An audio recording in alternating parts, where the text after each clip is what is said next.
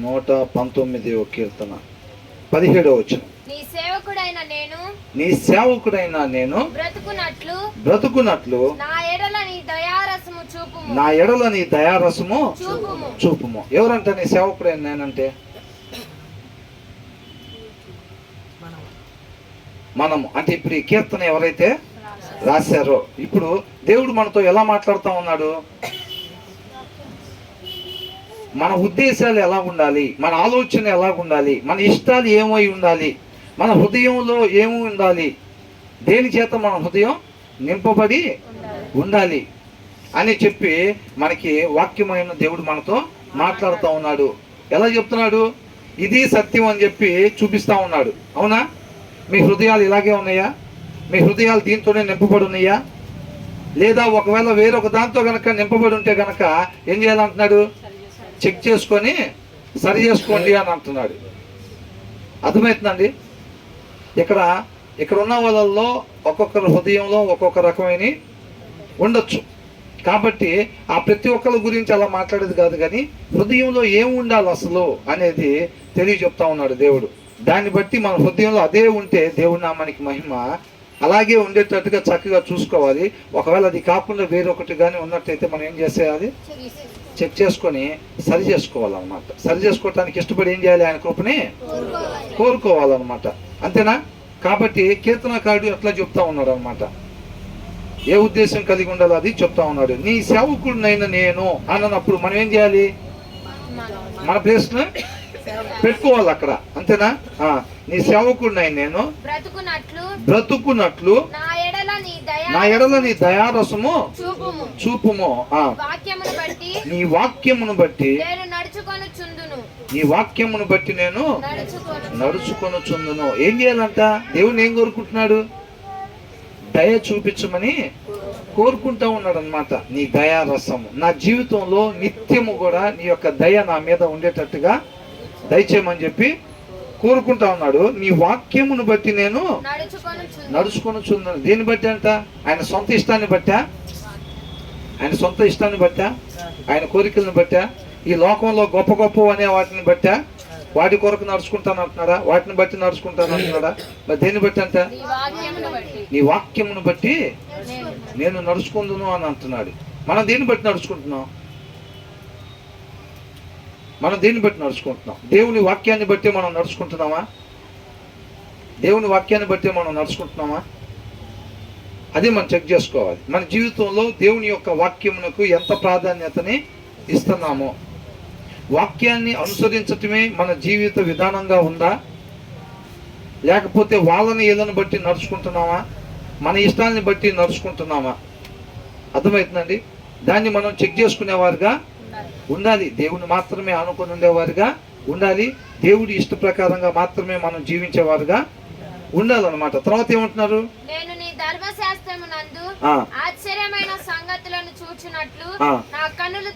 ఎవరు తెరవాలంట? ఆయన్ని ఆశ్రయించకుండా, ఆయన్ని వేడుకొనకుండా మన ధర్మశాస్త్రంలో నుంచి ఆశ్చర్యమైన సంగతులను చూడాలి అని అంటే సాధ్యపడే పనేనా? కాదు. అవునా? నా జ్ఞానాన్ని బట్టి నేను ఇంత చదువుకున్నా కదా నేను, అవునా, గొప్ప చదివాను, నా చదువును బట్టి నాకు రాందే ఉంది, తెలుగు ఫ్లూయెంట్గా మాట్లాడతాను, నేను ఇంగ్లీష్ అయినా ఫ్లూయెంట్గా మాట్లాడతాను, కాబట్టి చదువు రాని వాళ్ళకు కూడా అర్థమవుతుంది ఇది అని అంటే నాకు ఇంకా అవలేలుగా అర్థమైద్ది అని చెప్పి మన జ్ఞానాన్ని బట్టి మనం ఏమాత్రం కూడా దీంట్లో ఆశ్చర్యమైన సంగతులని తెలుసుకోలేం. అది ఆయన కృపను బట్టి ఏం చేయాలంట? ఆయన మన కన్నులు తెరవాలన్నమాట. ఆయన ఇష్టపడాలి. అర్థమవుతుందండి? కాబట్టి మనం ఆయన్ని వేడుకోవాలన్నమాట. ఆయన చిత్తాన్ని నెరవేర్చాలి అని అంటే ఆయన కృపను వేరుకునేవారుగా మనం ఉండాలి. ఆ ఆశ కలిగి జీవించేవారుగా ఉండాలన్నమాట. ఎడారిలో దాహం దప్పికొన్నవారు ఎలా అయితే ఉంటారో, నీటి కొరకు ఎదురు చూసే వాళ్ళు అయితే ఎలా అయితే ఉంటారో, ఆయన మాట కొరకు అంటే వాక్యం కొరకు అలాగ ఎదురు చూసే వాళ్ళుగా ఉండాలి. దాంట్లోనే మనకు ఆనందం ఉండాలి. ఇవాళ ఈ కీర్తనలు రాసే వాళ్ళందరూ, లేకపోతే దావీదు, లేకపోతే మిగతా వాళ్ళు మనం చూస్తుంటే వాళ్ళు దేని కొరకు ఆశపడుతున్నారు? వాళ్ళు దుప్పి నీటి వాగుల కొరకు ఆశపడినట్లుగా. నిజంగా ఆశపడుతుందా? అలాగే ఉందా? చెక్ చేసుకోండి అని అంటున్నాడు. అలా ఆశపడినట్లయితే మనం కరెక్ట్ వేలోనే వెళ్తున్నాం. అలా కాకుండా ఇది మన జీవితంలో ఒక భాగం, మనం కూడా అట్లాగా చెయ్యాలి, చదువుకుంటే మంచిది, ప్రార్థన చేసుకుంటే మంచిది కాదు. ఆశ కలిగి ఉండాలా అన్నమాట. అర్థమవుతుందండి? అలా ఎవరైతే ఆశ కలిగి ఉంటారో ఆ ప్రాణాన్ని దేవుడు ఏం చేస్తాడంట? తృప్తిపరుస్తాడు. నేను నీ ధర్మశాస్త్రం నందు ఆశ్చర్యమైన సంగతులను చూచినట్టు. ఆయన కార్యాలు ఎలాంటివి అంట? ఆశ్చర్యమైన కార్యాలు అన్నమాట. అది ఎలా జరిగిద్ది అసలు? అది ఏంటి? దేవుడు ఇలా ఎలా చేశాడు అసలు? అలాంటి సంగతులను మనం వాక్యంలో చూచినట్లుగా మన జీవితాల్లో అనుభవం గుండా, అలాంటి అనుభవాల్లో గుండా మనం వెళ్ళేటట్టుగా దేవుడు ఏం చేయాలంట? మన కన్నులు తెరవాలంట. ఆ తర్వాత ఏమంటున్నాడు? నేను భూమి మీద పరదేశినై ఉన్నాను. ఎలా ఉన్నాడంట? ఎలా ఉన్నాడంట? భూమి మీద పరదేశినై ఉన్నాడంట. ఆయన మాత్రమే పరదేశ? మన లోకలా? మేము లోకల్ ఇక్కడే ఉంటాం మేము. అలా అనుకునే వాళ్ళు ఎవరు చెప్పండి? లేని వాళ్ళు. ఎవరంట? ఎవరి హృదయంలో అయితే వాక్యం లేకుండా ఉంటుందో వాళ్ళు ఏమనుకుంటారంట? మేము ఇక్కడే నిలిచి ఉంటాం, మేము శాశ్వతంగా నిలిచి ఉండే వాళ్ళం, మేము మమ్మల్ని ఎవరు కూడా కదల్చలేరు అనుకుంటా ఉంటారంట. హృదయాల్లో వాక్యం లేని వాళ్ళు అన్నమాట. మనం ఎవరంట? ఏమంటున్నాడు ఇక్కడ? నేను భూమి మీద పరదేశినై ఉన్నాను. అర్థమవుతుందండి? ఏదైనా ఒక ఊరు వెళ్ళామనుకోండి, మనం ఇప్పుడు ఒక పని మీద బయటకు వెళ్ళాం. ఒక పని మీద బయటకు వెళ్ళినప్పుడు అక్కడికి వెళ్ళినప్పుడు ఏం చేయాలి? మనం ఏ పని మీద వచ్చామో ఆ పనిని చూసుకొని మరలా తిరిగి ఇంటికి వెళ్ళాలి. మనం సృష్టించింది ఎవరు? దేవుడు. అవునా? మనలో ఆత్మను కలుగజేసింది ఎవరు? దేవుడు. అది ఎక్కడికి వెళ్ళాలి? దేవుని దగ్గరికే వెళ్ళాలి. అది ఇక్కడికి ఎలా వచ్చిందంట? పరదేశిగా ఉండటానికి వచ్చింది ఒక పని మీద. అవునా? మరి ఆ పని మీద మనం పోయినప్పుడు ఒక సరుకులు కొట్టుకు వెళ్ళాం. ఏం పని అక్కడ మనకి? డీమార్ట్కి వెళ్ళి ఏం చేస్తాం? మంచం వేసుకొని బెడ్షీట్ వేసుకొని శుభ్రం పడుకుంటాం. అక్కడ సరుకులు తీసుకొని వచ్చేస్తాం. వెళ్ళిన పని ఏంటో చూసుకొని రావాలి. ఈ భూమి మీద అంట మనం పరదేశులుగా వచ్చామంట. పరదేశులుగా వచ్చినప్పుడు ఏం చేయాలి? ఇక్కడ ఏ పని మీద వచ్చామో ఆ పని ముగించుకుని మనం వెళ్ళాలి. డీమార్ట్కి వెళ్ళి సరుకులు తీసుకురావటానికి అని చెప్పి వెళ్ళి సరుకులు తీసుకొస్తాను, ఇంట్లో సరుకులు ఏం లేవు అని చెప్పి సంచి ఒకటి తీసుకొని మనం డీమార్ట్కి వెళ్ళి మొత్తం ఊరకనే ఒక 2 గంటల సేపు తిరిగి ఏ వస్తువులు తీసుకోకుండా వచ్చామనుకోండి, ఏ వస్తువులు తీసుకోకుండా వస్తే ఏం ప్రయోజనం? మన డీమార్ట్కి వెళ్ళి ఏమైనా ప్రయోజనం ఉంటుందా? ఏదో సరుకులు తెచ్చావా అని అంటారు ఇంట్లో. అప్పుడు ఏమంటాం? ఏం తీసుకురాలేదు అని అంటారు. మరి ఎందుకురా నువ్వు డీమార్ట్కి పోయింది అంటారా లేదా? వాడిని దండగా వాడిని పంపిబాకండి అక్కడికి. అవునా? ఇప్పుడు మనల్ని కూడా ఏ పని కొరకు వచ్చామో మనం ఆ పని చేయకుండా ఉన్నాం అనుకోండి, వచ్చి ప్రయోజనం ఉంటుందా? వచ్చి ప్రయోజనం ఉండదు. మిగతా పనులన్నీ చేయనిపోతే సరుకుల కోసం వెళ్ళి మిగతా పనులు చూసుకుంటున్నాం అనుకోండి, మరి ఇంటికి వచ్చిన తర్వాత మరి ఇంట్లో కావాల్సిన అవసరాలు తీరుతాయా? కాబట్టి ఏ పని మీద వచ్చామో ఆ పని ముగించేవారుగా ఉండాలి. మనం చేసుకుని మళ్ళీ చక్కగా ఇంటికి వెళ్ళిపోవాలి. సరుకులు తీసుకొని ఇంటికి వెళ్ళిపోవాలి. దేవుడు మనల్ని ఒక పని మీద పంపించాడు. ఆ పని ఎవరైతే చేసుకుని వస్తారో ఇంటికి తిరిగి, వారు యుగ యుగాలు దేవునితో పాటు ఉంటారు.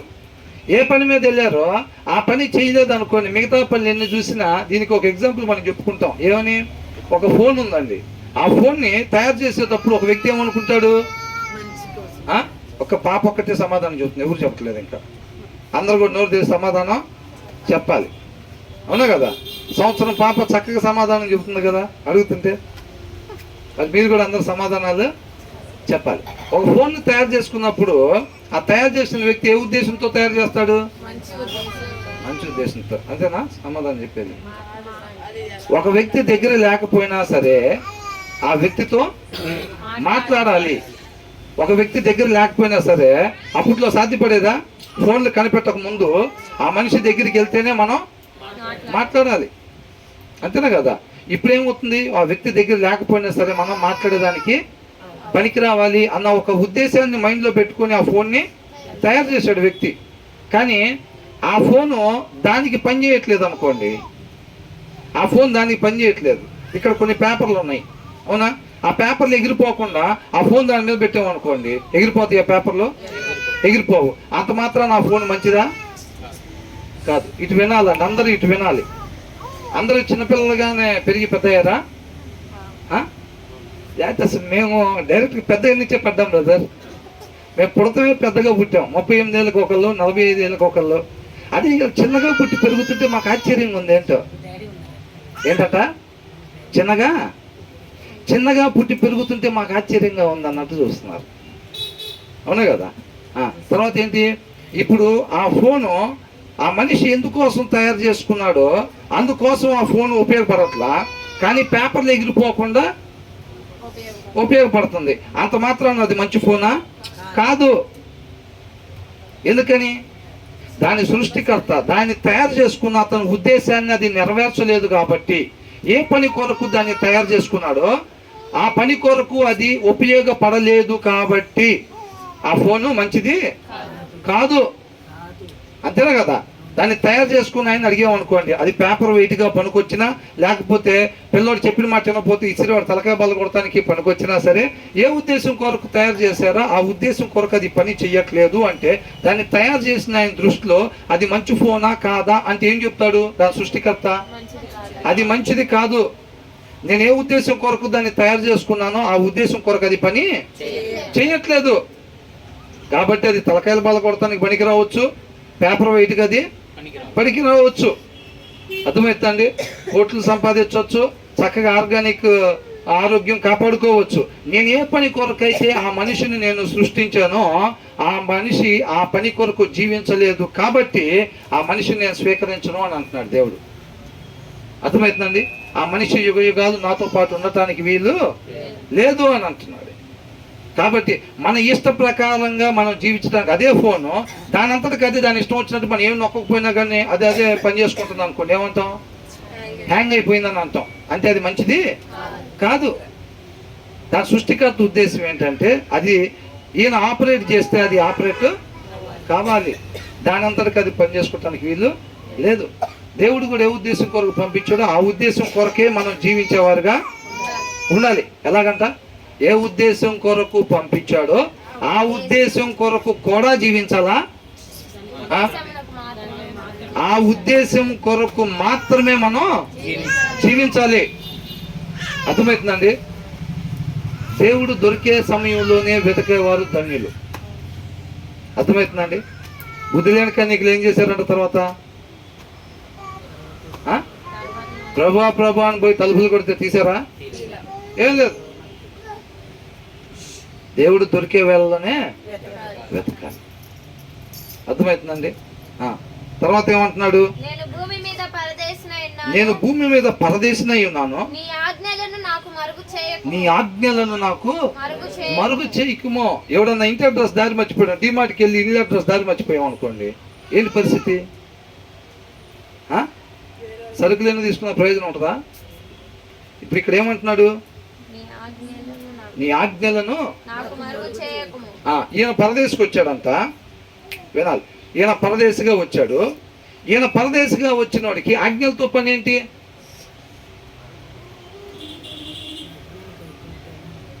ఆజ్ఞలు గైకుంటేనే నిత్య జీవానికి. అవి ఎక్కడికి తీసుకెళ్తాయి? ఏమని అంటున్నాడు? నీ ఆజ్ఞలను నాకు మరుగు చేయకుము ప్రభువా అని అంటున్నాడు. అర్థమవుతుందండి? ఆయన ఆజ్ఞలు, దేవుని ఆజ్ఞలు ఈయనకి కనపడకుండా పోతే ఇంటికి దారి తెలియట్లేదు అని అర్థం. ఆజ్ఞలని అనుసరిస్తా వెళ్ళేవాళ్ళు ధర్మశాస్త్రం కింద ఉన్నప్పుడు, ఇక్కడ వాక్యాన్ని అనుసరిస్తా వెళ్ళేవాళ్ళు ఎక్కడికి వెళ్ళిద్దంట? అది వాళ్ళ ఇంటికి తీసుకెళ్ళిద్ది. అది మనందరి ఇల్లు ఏంటి? నిత్య జీవం. దేవునితో పాటు తండ్రితో పాటు యుగ యుగాలు మనం ఉండాలి. అది మన ఇల్లు. మనం ఇంటి దగ్గర నుంచి ఏం చేసాం? ఆజ్ఞ అతిక్రమణ చేసి పాపం చేయటం వల్ల మనం వేరొక ఊరు మనం రావాల్సి వచ్చింది పరదేశులుగా. అవునండి, పరదేశులుగా మనం రావాల్సి వచ్చింది. ఆ పరదేశులుగా వచ్చినప్పుడు ఆయన చిత్తానుసారంగా మనం ఉన్నట్లయితే, ఆయన ఆజ్ఞల ప్రకారంగా మనం వెళ్ళిపోతే కనుక ఎక్కడికి వెళ్తామంట? మళ్ళీ మనం ఇంటికి వెళ్తాం అన్నమాట, చేరుకుంటాం. కాబట్టి ఆయన అంటున్నాడు, నీ ఆజ్ఞలు నాకు మరుగు చేయకుమో అని అంటున్నాడు. వీళ్ళకి ఎంత భయం అసలు. అవునా? ఏమైపోయింది దేవుని చెప్పకపోతే? ఇప్పుడు శుక్రవారం ఆదివారం వాక్యం చెప్పలేదు అనుకోండి, ఏమైంది? ఇప్పుడు ఎవరో రూల్ పాస్ చేస్తారు, అమ్మో ఆ గవర్నమెంట్ వచ్చింది, ఈ మతం వచ్చింది, అది వచ్చింది, ఇక బైబుల్ చదువుతారంట, ఆదివారం సెలవు తీసేస్తారంట, అది చేస్తారంట, ఇది చేస్తారంట అని అంటే ఏంటి భయం? అమ్మయ్యా ఇక రోజు చదివే పని లేదులే, మనకు ఆ వంక దొరికిందిలే, చాలు. ఇప్పుడు దాకా అది ఉంది, నువ్వు ఉండేందుకు చదవట్లేదు, నువ్వు ఉండేందుకు చదవట్లేదు అని అంటున్నారు. ఇప్పుడు ఎవరి దగ్గర ఉండటానికి వీలేదని చెప్పేశారు చైనా లాగా. ఏంటంట, చైనాలో లాగా ఇక మీ దగ్గర అది ఉండటానికి వీల్లేదని చెప్పేశారు బైబిల్. అమ్మయ్య, ఇక మనం చదవకుండా ఉండొచ్చు అని అనుకుంటామా? మరి ఇప్పుడు ఎవరేం చెప్పట్లేదు కదా. మీరు చదివినా కానీ ఏం కాదని చెబుతున్నారు, మీరు చదవాలి అని చెబుతున్నారు. మరి అప్పుడు చదువుతున్నావా? చదవాలి, చక్కగా అర్థమవుతుందండి, చదవాలి. తర్వాత ఏమంటున్నాడు? ఏనాడు? దేని మీద? బంగారం మీద, మరి పేరు మీద, ఆరోగ్యం మీద. 24 గంటల్లో 18 గంటల అద్దాల ముందేనా? మరి ఎక్కడ ఉంటున్నారంటే వీళ్ళు? అది ఈయన ఉండేది కరెక్టే కదా? ఈయన ఉండేది కరెక్టేనా? ఇది ఎవరి మాట? దేవుడి మాట. ఇలా ఉండటం కరెక్ట్ అని చెప్పి దేవుడు చూపిస్తున్నాడు మనకి. అర్థమవుతుందండి. మీరు ఇలాగే ఉంటే మంచిది, ఇలాగే ముందుకి కొనసాగండి అంటున్నాడు. ఒకవేళ మీరు ఇలా ఉండట్లేదా, జాగ్రత్త చెక్ చేసుకోండి. ఉండాల్సిన విధానం అయితే ఇది అని అంటున్నాడు దేవుడు. అంతేనండి. ఏమంటున్నాడు? నీ న్యాయ విధుల మీద నాకు ఎడతెగని ఆశ కలుగుతుందంట. వాళ్ళ ఇంట్లో కూడా బైబిల్ ఆదివారం పోతే మళ్ళీ శుక్రవారానికి వస్తుందంటారా బయట? అంత ఎడదెగకుండా ఆశ కలుగుతుంటే, అవునా? ఇప్పుడు ఎంగేజ్మెంట్ అయిపోయిన తర్వాత మ్యారేజ్ మధ్యలో అసలు ఏమనిపిస్తూ ఉంటుంది? అందరూ ఒక్కసారి ఇన్ని చిలకలు నా ముందు ఉన్నాయి అనిపించేదిగా. ఈ దినాల్లో ఫోన్లు ఉన్నాయి కాబట్టి, అవునా? ఎప్పుడెప్పుడు మాట్లాడతామో. ఫోన్ రింగ్ అవ్వగానే ఆ రింగ్తో పాటు మనం కూడా 2 రింగులు తిరుగుతాం, అవునా కదా? అలాగా ఉంటుంది అనమాట. ఇప్పుడు ఇక్కడ ఏమంటున్నారు? నీ న్యాయ విధుల మీద నాకు ఎడతెగని ఆశ కలుగుతుంది అని అంటున్నాడు. అర్థమవుతుందండి. అలాగే ఉందా అని అడుగుతున్నాడు దేవుడు. నా మాటలు మీకు అలాగ ఉన్నాయా? ఈ మధ్య కొన్ని షార్ట్స్లో పెడుతున్నారు, పెళ్లి చూపులు అనే హెడ్డింగ్ పెట్టి. దాంట్లో ఏముంది అనుకుంటున్నారు? పెళ్లి చూపులు అని అంటే అప్పుడే పెళ్లి కొడుకు లోపలికి ఎంటర్ అవటం, సందులో నుంచి అట్లా చూస్తున్నా, అంటే జస్ట్ ఒక్కసారి ఎలా ఉన్నారో చూస్తాను, ఫస్ట్ లుక్ చూడటానికి. పెళ్లి కూతురు వెయిటింగ్ లోపల గదిలో నుంచి కిటికీ దగ్గరించో తలుపు దగ్గరించో చూడటానికి ఒక్కసారి పెళ్లి కొడుకు అట్లాగా ఎంటర్ అవగానే, అవునా? ఒక్కసారి చూడటం కోసం. లేదు తర్వాత ఏదో కొంతమంది నాకు అయ్యింది ఏసేపు నమ్మినట్టు అమ్మటమే మమ్మల్ని, మా జీవితాల్లో అట్లా జరిగినాయి అన్నట్టు చూస్తున్నారు కొంతమంది. తర్వాత ఏమనుకుంటారు? తర్వాత పెళ్లి కూతురు తీసుకురండి అని అనగా అబ్బాయి కూడా ఏం చేస్తూ ఉంటాడు? ఎన్ని స్వీట్లు పెట్టినా, టీ పెట్టినా, కాఫీ ఇచ్చినా ఏం చేస్తూ ఉంటాడు? వాళ్ళ అమ్మ ఉంటుంది, వాళ్ళ నాన్న ఉంటాడు, వాళ్ళ అన్నయ్య ఉంటాడు, అందరూ ఉంటారు. పెళ్లి కూతురు ముందే కూర్చుంటుంది. వచ్చారు, స్వీట్లు okay, coffee okay, tea okay, hot okay, ఎంతో ఓకేనండి, అమ్మాయిని తీసుకురండి అని అంటారు, అవునా? అబ్బాయి ఏం చేస్తూ ఉంటాడు? పొద్దాకలా ఆ గుమ్మం వైపే చూస్తూ ఉంటాడు, ఆ గుమ్మం వైపే చూస్తూ ఉంటాడు, అవునా కదా? ఆ గుమ్మం వైపే చూస్తూ ఉంటాడు. మీకు వాక్యాన్ని బట్టి అలాగే ఉందా అని అడుగుతున్నాడు. వాక్యం గురించి మీరు అలాగే ఎదురు చూస్తున్నారా? ఆ గుమ్మంకి వెళ్ళి చూసినట్టుగా అలాగే ఎదురు చూస్తున్నారా మీరు? వాక్యంకి వెళ్ళి అలాంటి ఆశ మీరు కలిగి ఉన్నారా అని అడుగుతున్నాడు అనమాట. ప్రశ్నించుకోండి అని అంటున్నాడు. అలా లేకపోతే గనక అలాగుండాలి అని అంటున్నాడు. అది సత్యం అని అంటున్నాడు. అలా లేకపోతే మనం సరి చేసుకోవాల్సింది ఉంది అని అంటున్నాడు. అర్థమవుతున్నాడు. తర్వాత ఏమంటున్నాడు? ఏంటంట? ఎంతసేపు అండి తీసుకురాకుండా పిల్లని? ఏంటంట? ఆ పిల్లని తీసుకురండి తొందరగా అని అంటారు, అవునా? లేకపోతే అబ్బాయి ఏంటంటే అబ్బాయి రాలేదా? వస్తున్నాడు అని వెనకాల వస్తున్నాడు, ఏదో ఆఫీస్ పని ఉందంతా చూసుకొని ఇటు వచ్చేస్తానన్నాడు. ఏంటంట? అబ్బాయి వచ్చేస్తానన్నాడు అంట. కాబట్టి ఈయనంత దేవుని వాక్యం కొరకు, వాళ్ళ ఇంటికి నడిపించే ఆయన యొక్క వాక్యాన్ని అనుసరించే దాని కొరకు, వాళ్ళు ధర్మశాస్త్రం కింద ఉన్నారు కాబట్టి ఆయన ఆజ్ఞలు, కట్టడలు, బాబోయ్ ఆజ్ఞలు చెప్పబాకు, మేము పాటించలేము అసలు. ఏంటంట? నేను రానురా చర్చికి, అక్కడ వాళ్ళు దొంగతనం చేయకూడదు, అబద్ధాలు ఆడకూడదు, సీరియళ్ళు చూడకూడదు, అవతలను చూసి కుళ్ళుకోకూడదు, ఈర్షపడకూడదు, ద్వేషించకూడదు, ఇవన్నీ చెప్తారా? నేను రానురా బాబు. వాళ్ళకి చెప్పిన కానీ నేను చేయకుండా ఉండలేము, మనం ఆటోమేటిక్గా చేస్తాము. నీకు తెలిసి కూడా అట్లా చేసావు కాబట్టి అప్పుడు నువ్వు తప్పుడోడు అని అంటారు. నేను ఆడకు వస్తే వినకుండా ఉండొచ్చు, నా దారి నేను ఎవరిని చూసినా కుళ్ళుకోవచ్చు, తిట్టచ్చు, సీరియల్స్ చూసుకోవచ్చు, అన్నీ కొనసాగిపోవచ్చు. ఏది తప్పు అనిపించదు మనకప్పుడు, అవునా? అట్లా కానీ చాలామంది అనుకుంటారు నేను రాలేదురా, అక్కడికి వచ్చిన దగ్గర నుంచి ఇలా ఉండాలి, ఇలా ఉండకూడదు, ఇలాగే ఉండాలి, దేవుడు చెబుతున్నాడు, దేవుడి మాట అదంతా ఉంటారు. బాబు మనం ఎక్కడ ఉంటాం అవన్నీ అని అనుకుంటారు చాలామంది. కానీ ఈయన ఏమనుకుంటున్నాడంట? దాని చేత నా ప్రాణం ఇప్పుడు ఒకవేళ ఒక బండిలో బిర్యానీ ప్రిపేర్ చేస్తున్నారు, కిచెన్లో వాళ్ళమ్మ బిర్యానీ తయారు చేస్తుంది, స్మెల్ గుమగుమలాడిపోతూ ఉంటుంది. కానీ బిర్యానీ మాత్రం తీసుకురావట్లేదు అనుకోండి డైనింగ్ టేబుల్ దగ్గరికి, ఏమంటాడు? తొందరగా తీసుకురా మమ్మీ, అసలు ఎంతసేపు, అసలుకి ఆకలి భయంకరంగా ఆకలిస్తుంది అని అంటాడు, అవునా? అయినా సరే పావు గంట అయినా దాటలేదు, అరగంట అయినా దాటలేదు, గంట అయినా దాటలేదు అనుకోండి, అసలు ఎలా ఉంటారు? అల్లాడిపోతున్నాను, అసలు తీసుకురాని బిర్యానీ అని అంటారా లేదా? అవునా కదా? అలాగా ఈయన ఏమవుతున్నాడంట? నీ న్యాయ విధుల మీద నాకు ఎడతెగని ఆశ కలిగి ఉన్నది, దాని చేత నా ప్రాణము క్షీణించుచున్నది. ఎప్పుడెప్పుడు చదవాలి, ఎప్పుడెప్పుడు దాన్ని అనుసరించాలి, అవునా? ఎప్పుడెప్పుడు పిల్లల్ని తీసుకొస్తారు చూడాలి, అవునా? ఎప్పుడెప్పుడు బిర్యానీ వడ్డిస్తారు తినాలి, ఆ ఇది మీకు కలుగుతుందా అని అంటున్నాడు.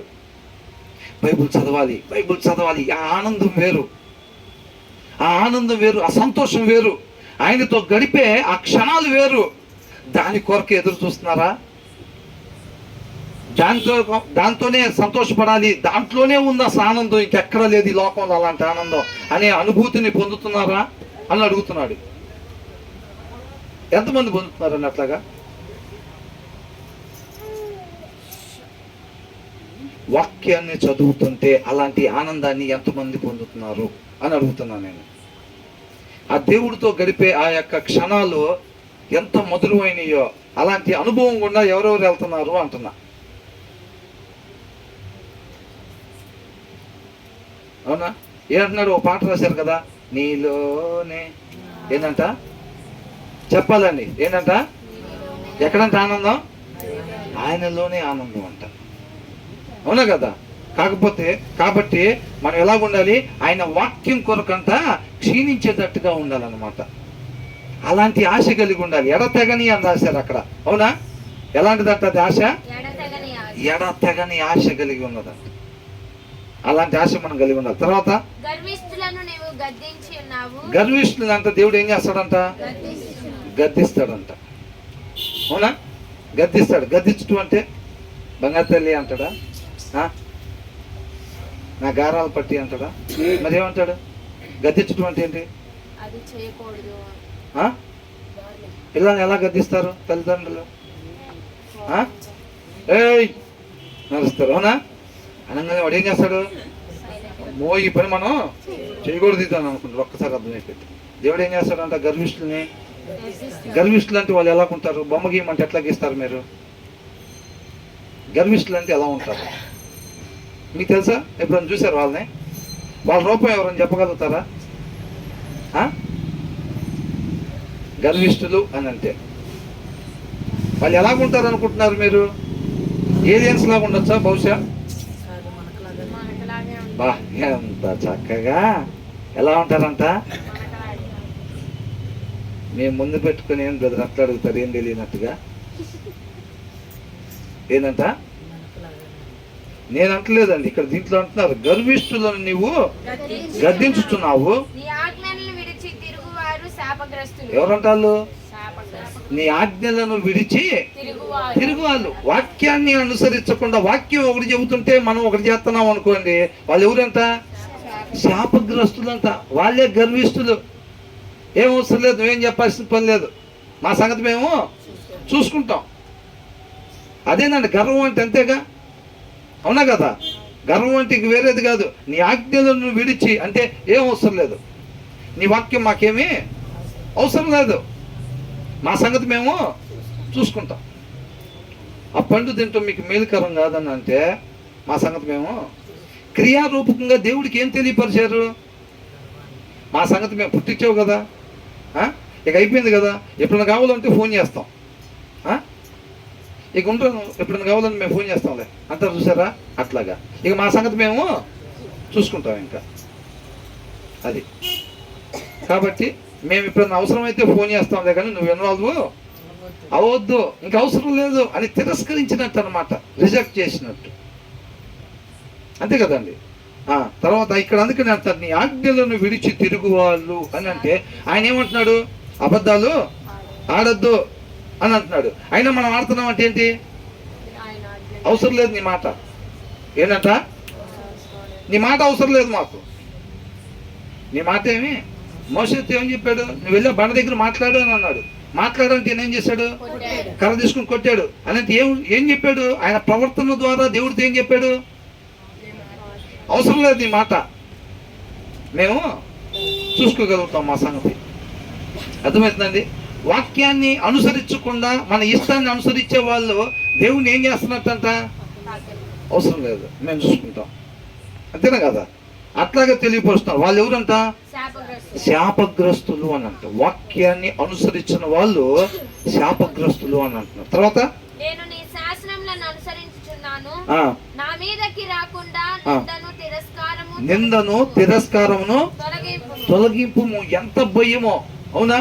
ఎవరైతే ఆయన వాక్యాన్ని అనుసరిస్తా వెళ్తారో వాళ్ళకి ఏం బోర్డు కనపడిద్దంట, వెల్కమ్ టు హెవెన్, నిత్య జీవమునకు స్వాగతం అని పడిద్ది. అర్థమవుతుందండి. వాక్యాన్ని అనుసరించుకుంటా వెళ్ళే వాళ్ళకి, ఆ రోడ్లో నడుచుకుంటా వెళ్ళే వాళ్ళకి కనపడే బోర్డు ఏంటంట, నిత్య జీవమునకు స్వాగతం, ఆ బోర్డు కనపడిద్ది అనమాట. అర్థమవుతుందండి. ఇక్కడ ఏమంటున్నాడు, నేను నీ శాసనములను అనుసరించుచున్నాను, నా మీదికి రాకుండా నిందను తిరస్కారం వీల్లేదు, గేట్ లోపలికి మీరు వెళ్తానికి వీల్లేదు. రేపు నిత్య జీవం దగ్గర అంట గేట్ లోపలికి మీరు రావడానికి వీల్లేదు, మీకు ఎలిజిబిలిటీ లేదు, మీరు అటు వెళ్ళండి అని అట్లా ఉండేటట్టుగా నన్ను నడిపించొద్దు, నేను ఈ వాక్యానుసారంగానే నేను జీవిస్తాను. ఎంత భయం. మన భయం ఏంటండి, ఎవడు దొంగతనం చేస్తాడో, ఇంటికాడ 10 రూపాయలు పెట్టొచ్చాం, ఎంతంట 10 రూపాయలు ఇంటికాడ పెట్టొచ్చామంట, ఎవడు దొంగతనం చేస్తాడో అని చెప్పి ధ్యాస మొత్తం అక్కడే 10 రూపాయల మీదే, అవునా. ఈయన ధ్యాస ఎక్కడుందంట, ఈయన ధ్యాస ఎక్కడుంది, నిత్య జీవం మీద. ఏమాత్రం కూడా నేను తొలగిపోవటానికి వీల్లేదు. ఆ భయము, ఆ వణుకు ఉందన్నమాట వాళ్ళల్లో. ఏముందంట, ఎక్కడన్నా మిస్ అవుతానేమో, అస్సలు మిస్ అవ్వకూడదు అని చెప్పి ఆ భయము, ఆ వణుకు చివరి వరకు ఉండాలి అని చెప్పి బైబిల్లో రాస్తుంది, అవునా. ఆ భయము వణుకు ఉందా మరి మనకి, ఉంది కాబట్టేగా బ్రదర్ సోమవారం అల్మర్లో పెడితే మళ్ళీ శుక్రవారం తీసేది. ఆ భయం ఉంది కాబట్టేగా బ్రదర్ అంటారా. చదువుతున్నారా, కనీసం ఒక 3-4 అధ్యాయాలను చదువుతున్నారా, 3-4 అధ్యాయాలు. నేను తండ్రితో పాటు యుగయుగాలు జీవించాలని ఆశ కలిగి ఉన్న వాళ్ళు తప్పనిసరిగా చదువుతారు. ఆ ఆశ లేకపోతే మాత్రం, అవునా కదా, ఆశ లేకపోతే ఎవరు కూడా చదవరు. తర్వాత ఏమంటున్నాడు, అధికారులు నాకు విరోధముగా సభ తీర్చి మాట్లాడుకొందురు, నీ సేవకుడను నీ కట్టడలను ధ్యానించుచుందును. ఏం చేస్తాడంటేనా, నీ సేవకుడును నీ కట్టడలను ధ్యానించుచున్న. పరిస్థితి ఎలాగున్నా సరే అధికారులు నాకు విరోధముగా సభ తీర్చి మాట్లాడుకుందరు. లోకంలో అదే ఉంటుంది కదండి. లోకంలో ఆత్మీయులకి ఏముంటుంది, తిరస్కారం, నిందలు, అవమానాలు, ఇవేనా కదా ఉండేది, అవునా. ఇప్పుడు యేసుక్రీస్తు వారు తను ఎట్లా పరిచయం చేసుకున్నాడండి, అందరూ వింటున్నారా. ఈ ఎన్నేళ్ళు గట్టిగా చెప్పాలి అందరూ, వెరీ గుడ్. ఇప్పుడు యేసుక్రీస్తు వారిని ఎలా కనపరుచుకున్నారు, బాప్తిసం ఇచ్చి యోహాను వచ్చి ఏమన్నాడు, వాళ్ళ శిష్యులను పంపించేమని చెప్పాడు, మెస్సయ్యవి నువ్వేనా, లేకపోతే మేము ఎవరి కొరకైనా ఎదురు చూడాలా అని అన్నప్పుడు దేవుణ్ణి ఎలా కనపరుచుకున్నాడు, గుడ్డివారు చూస్తున్నారు, కుంటివారు నడుస్తున్నారు, మగవాళ్ళు మాట్లాడుతున్నారు, ఇవన్నీ కూడా వెళ్ళి అక్కడికి చెప్పమంటున్నాడు. తను తాను దేవుడు అలాగా కనపరుచుకున్నాడు అన్నమాట. అర్థమవుతుందండి. నూతన నిబంధనలో ఒక మాట ఉంది, ఏమని, ఆయన రాజ్యం వచ్చే ఉన్నది అని ఉంది. వచ్చే ఉన్నది అంటే ఏంటి అసలు? ఆయన రాజ్యం వచ్చే ఉన్నది అని ఉందా లేదా? ఉంది. మరి ఏంటి దానికి సంబంధించిన సిమ్టమ్స్ ఎలా తెలుస్తాయి మనకి? ఆయన రాజ్యం వచ్చే ఉన్నది అని తెలియటానికి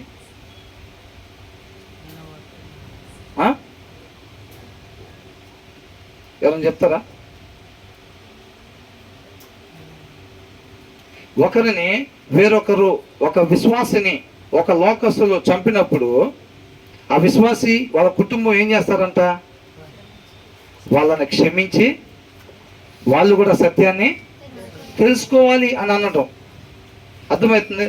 ఒక లోకస్తుడు ఒక విశ్వాసిని కొట్టినప్పుడు, అర్థమవుతుందండి, ఒక లోకస్తుడు ఒక విశ్వాసిని కొట్టినప్పుడు తను తిరగబడకుండా ఎప్పుడైతే తన మీద ప్రేమను చూపిస్తాడో,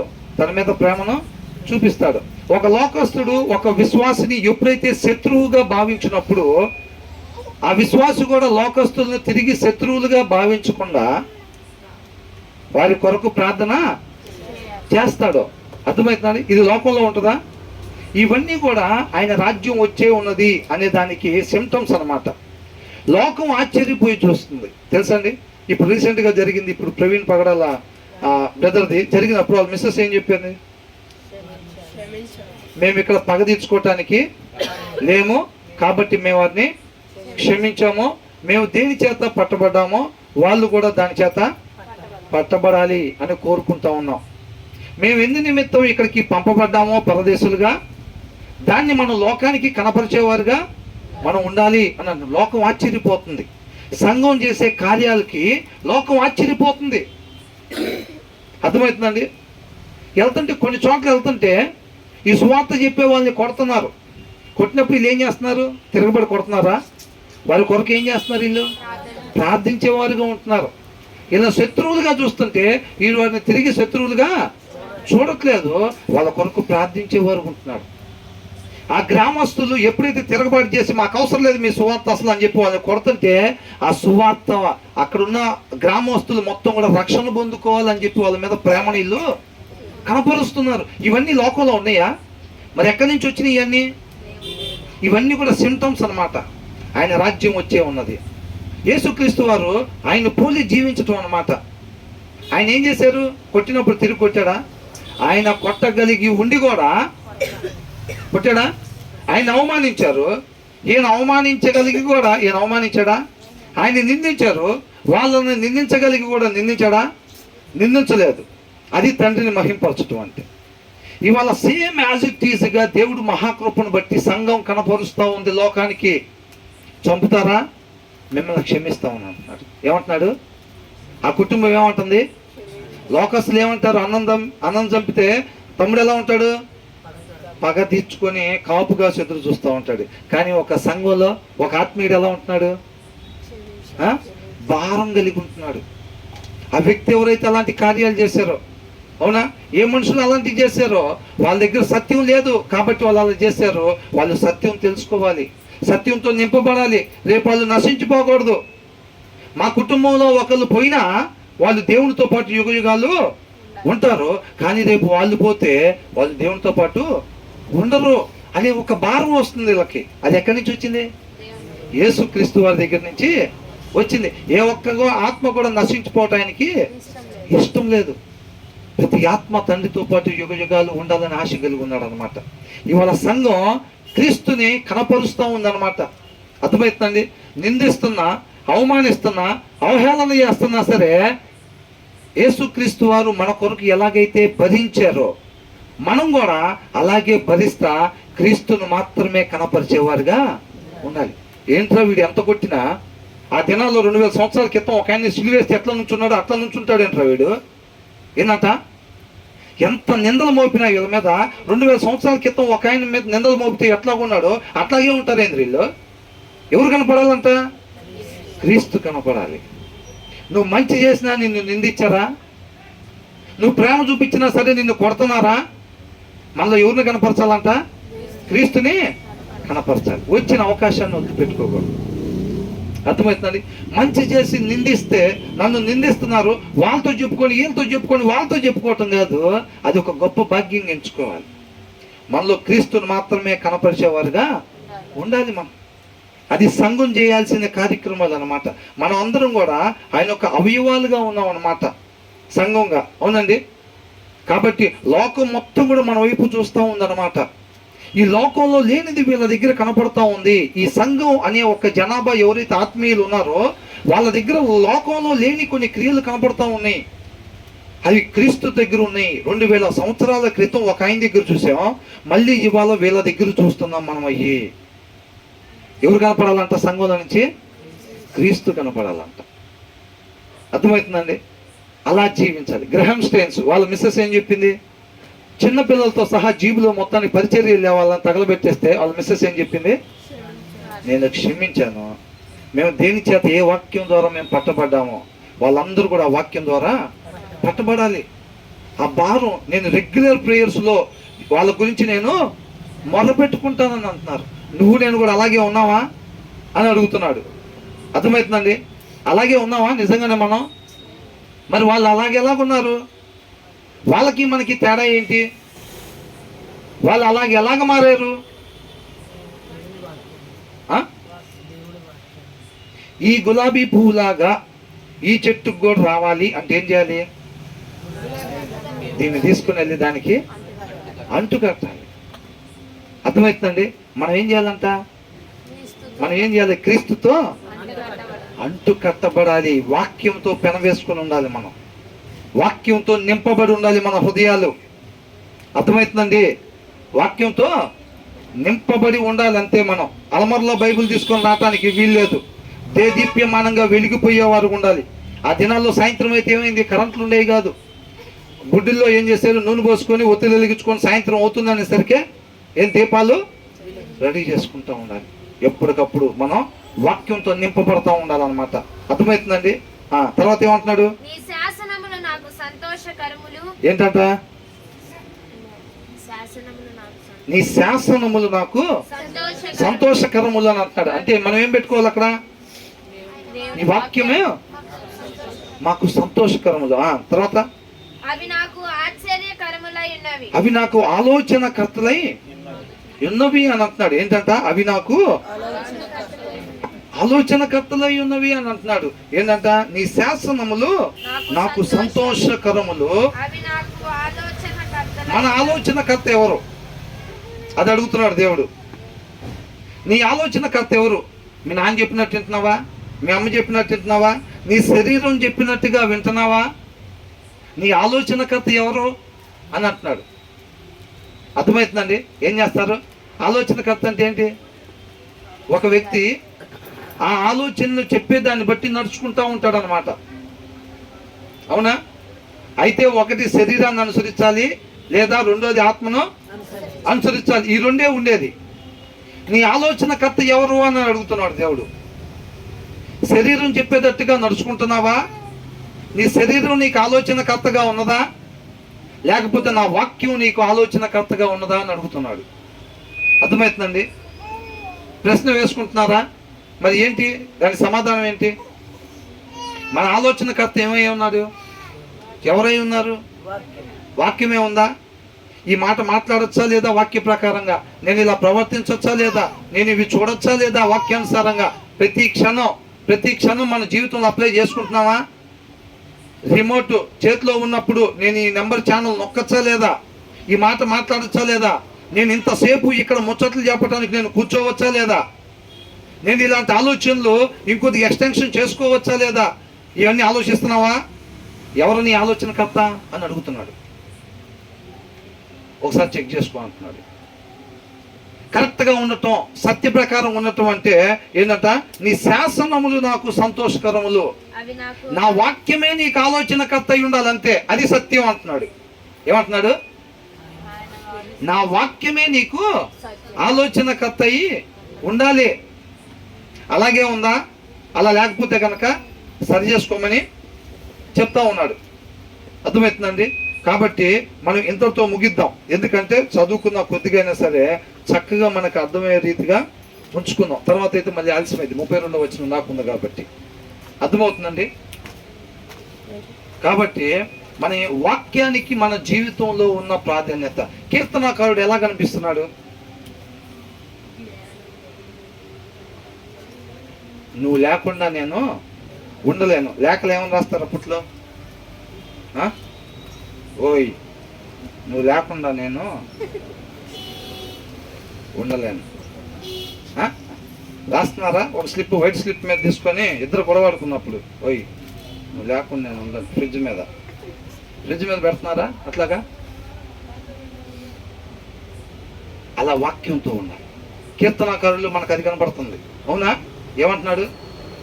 వెండి బంగారాల గురించి మాట్లాడుతున్నాడా? ఆర్గానిక్ ఆరోగ్యం గురించి మాట్లాడుతున్నాడా? పిల్లల గురించి, బంగారు తల్లుల గురించి మాట్లాడుతున్నాడా? మరి ఏమంటున్నాడు? భర్త గురించే ప్రస్తావన మొత్తం ఉందా?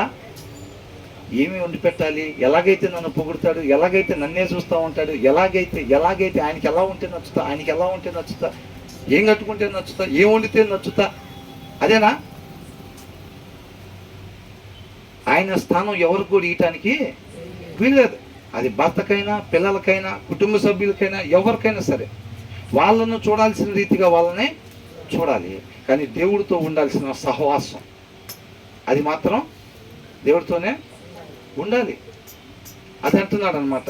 అర్థమవుతుందండి? కీర్తనాకారుడికి నువ్వు లేకుండా నేను ఉండలేనని అంటున్నాడు. నేను ఉండటం అనేది జరిగితే నీ మాట ప్రకారంగా ఉండటానికే నేను ఉండాలి అని అంటున్నాడు. నీ శాసనములు గైకొనుటకు నన్ను బ్రతికించుము అని అంటున్నాడు. దేనికోసం బతకాలంట? ఈ వాక్యాన్ని అనుసరించడానికి నన్ను బ్రతికించని అంటున్నాడు. లేకపోతే అవసరం లేదు ఈ బతుకు నాకని అంటున్నాడు. అర్థమవుతుందండి? మనకు కూడా అలాగే ఉందా? పోటీలు పడి చదవాలి బైబిల్. పోటీలు పడి చదవాలి. బాండి బిర్యానీ వండి ఇక్కడికి తీసుకొస్తే ఇంత కూడా బయటికి పోటల. ఫస్ట్లో 25 ప్లేట్లు టిఫిన్, తర్వాత 31 ఏంటంట 30 ప్లేట్లు ఒక్కటి కూడా బయటికి వెళ్తా, తర్వాత 35 ఒకటోసారి ఏంటంట 50 ప్లేట్లు చెప్తే కూడా బయటికి పోవట్లేదు. మరి వాక్యం పరిస్థితి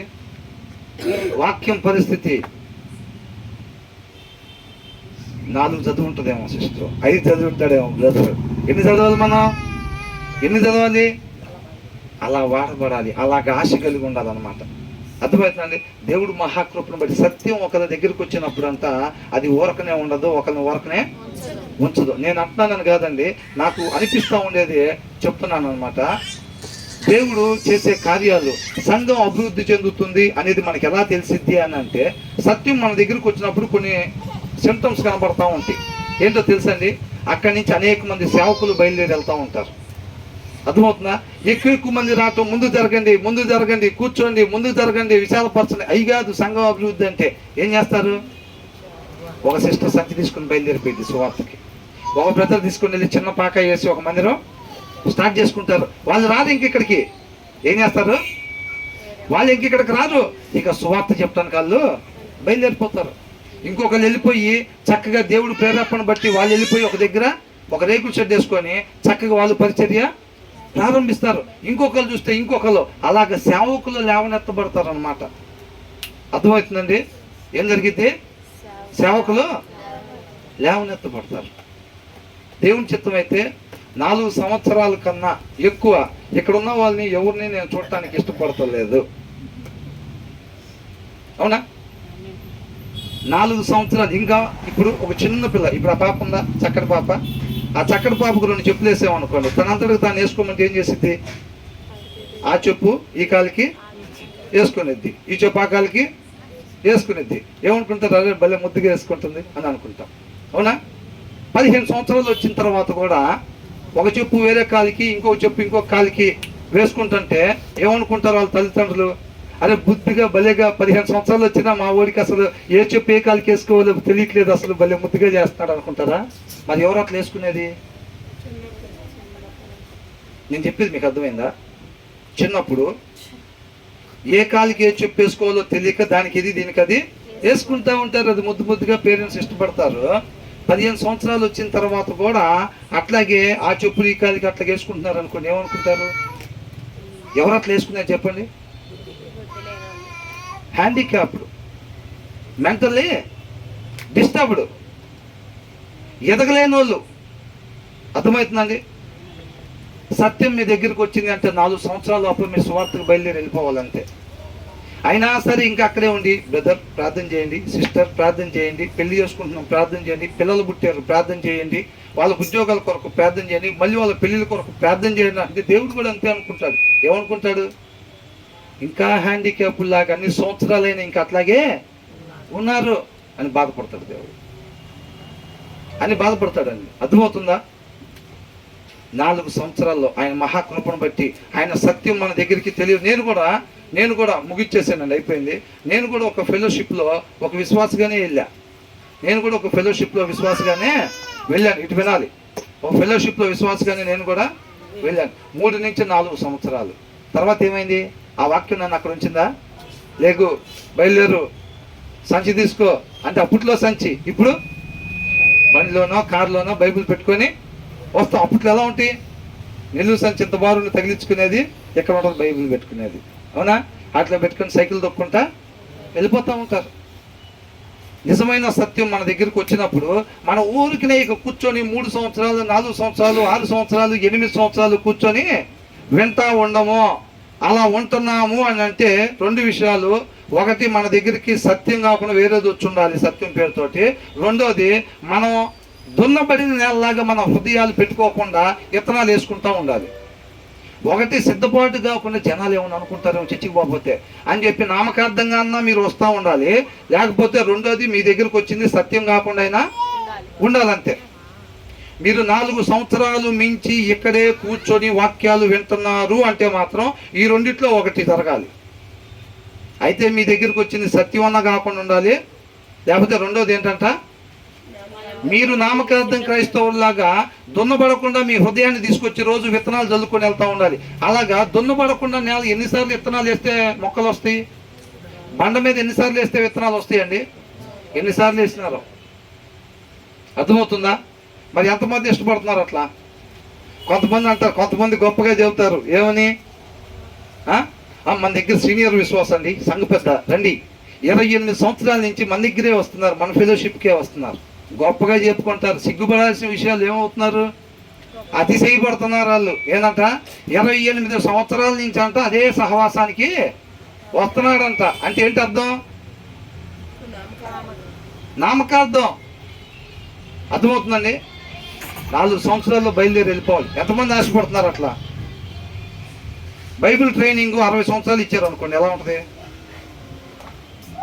ఏడ్చినట్టు ఉంటుందండి. ఏముంది అక్కడ? ఇంకా 60 సంవత్సరాలు బైబిల్ ట్రైనింగే చేసి సేవ చేసేది ఎప్పుడండి? ఇంకా 70 సంవత్సరాలు మనిషి జీవితం అయితే 60 నుంచి 70 సంవత్సరాలు బైబిల్ ట్రైనింగే చేస్తే ఇక సేవ చేసేది ఎప్పుడు? మరి కూర్చొని వింటానే ఉంటారు ఇంకా, అవునా కదా? కాబట్టి బయలుదేరి వెళ్తానికి సిద్ధపాటు కావాలి. కాబట్టి దున్నబడిన నేలలాగా ప్రతి ఒక్కరు హృదయాలు సిద్ధపాటు చేసుకొని రావాలి.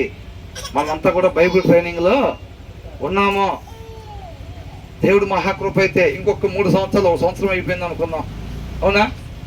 ఇంకొక 3 సంవత్సరాలు ఎవరు కూడా ఇక్కడ కనపడటానికి వీల్లేదు. అందరు కొత్త వాళ్ళే ఉండాలి. దీని లోపల అందరు కొత్త వాళ్ళే ఉండాలి. మీరందరూ ఎక్కడ ఉండాలి? మేము వచ్చామంటే బ్రదర్ ప్లీజ్ బ్రదర్ రండి బ్రదర్, మేము ఇక్కడ ఫెలోషిప్ కొత్తది ఏర్పాటు చేసుకున్నాం, రండి సిస్టర్. ఏంటంట అట్లా కావాలి. ఒక చెట్టు నుంచి చక్కటి పండు వచ్చిన తర్వాత దాని విత్తనాలు మళ్ళీ వెళ్ళి అనేక చోట్ల పడాలి, అనేక చెట్లు మొలవాలి, అంతే. అర్థమవుతుందండి? దానికి సిద్ధపాటు అయి ఉండాలి ప్రతి ఒక్కళ్ళు కూడా. 3 సంవత్సరాల్లో మనం అందరం ఇక్కడి నుంచి మిషనరీ లాగా బయలుదేరి వెళ్ళిపోవాలి. మిషనరీ లాగా అంటే దేశాలు దాటి వెళ్ళాల్సిన అవసరం ఏం లేదండి. ఆయన పిలుపును బట్టి మనం నడుచుకునేవారుగా ఉండాలి. వయసుతో సంబంధం లేదు. అబ్రహాంని పిలుచుకున్నప్పుడు ఎన్ని సంవత్సరాలు? 75 ఇయర్స్ అప్పుడు పిలుచుకున్నాడు. అర్థమైందండి? మోషేని ఎన్ని సంవత్సరాలు పిలిచాడు? 75 సంవత్సరాలకి అబ్రహాంని పిలిచాడు. మోషేని ఎన్ని సంవత్సరాలకి? 80 సంవత్సరాలకి పిలుచుకున్నాడు. 80 సంవత్సరాలకు మోషేని పిలుచుకున్నాడు. 40 సంవత్సరాలు పరిచయం చేశాడు. 120 సంవత్సరాలు బతికాడు. అర్థమవుతుందండి? 80 సంవత్సరాలకు పిలుచుకున్నాడు. నన్ను 38 నుంచి 40 సంవత్సరాలకి నేను నిలబడటానికి పట్టిన సమయం. నేను అనుకున్నాను ఇంకేమన్నా 40 ఏళ్ళు అంటే నా పని అయిపోయింది, ఆల్రెడీ గ్యాస్ ట్రబుల్ అన్నీ స్టార్ట్ అయిపోయినాయి, ఇక నేను పనికిరాను అనుకుంటలే అని అనుకున్నా. మనకు లేకుండా పోయిందా భాగ్యం అనుకున్నా. నువ్వు అనుకుంటే సరిపోయిందా అని అనుకున్నాడు ఆయన. ఏమనుకున్నాడు? అసలు నువ్వు అనుకుంటే సరిపోయిందా, నువ్వు అనుకోవటం ఏంది అని అన్నాడు. నువ్వెవరు అనుకోవటానికి, ఇచ్చింది నేనైతే. గర్భఫలం దేవుడిచ్చు బహుమానం. నా ఇష్టాలు నీ జీవితంలో జరగాలి తప్ప నువ్వు అనుకోవటం ఏంటి అసలు అని అనుకున్నాడు. నిలబడి బయలుదేరి వెళ్ళాను అన్నాడు. కాబట్టి వయసుతో పని ఏమీ లేదు, కాబట్టి ఇంక నా పని అయిపోయింది, నేను ఇంతే అనుకుంటా. ఏం లేదండి.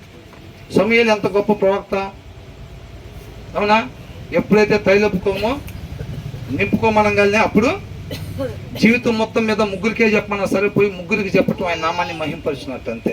సిద్ధపాటు అయి ఉండాలి ఎనీ టైం కూడా, అవునా? సిద్ధపాటు అయి ఉండాలి. కాబట్టి వాక్యాన్ని బాగా చదవండి, బాగా చదవాలన్నమాట మనం. అర్థమవుతుందండి? అప్పుడు మనం అందరం కూడా ఒక మిషనరీస్ లాగా మనం తయారవుతాం. ఓకే, దేవునికే మహిమ కలుగును గాక.